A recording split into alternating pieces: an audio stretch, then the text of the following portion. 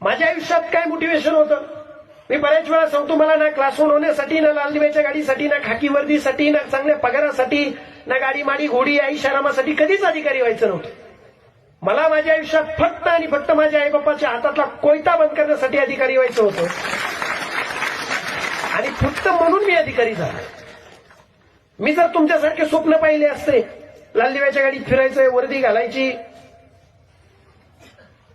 बऱ्याच जण स्वप्न असतात बावकीची जिरवायची, असे माझे काही स्वप्न नव्हते.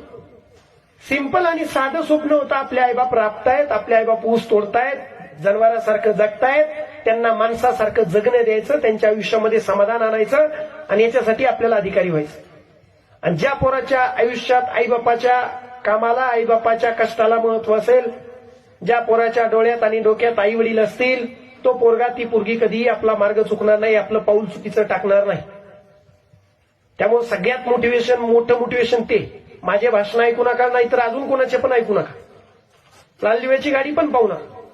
अभ्यास करताना असं वाटलं ना आता अभ्यास होत नाही, फक्त एकदा आठवा, माझा बाप ह्या वेळेला काय करत असेल.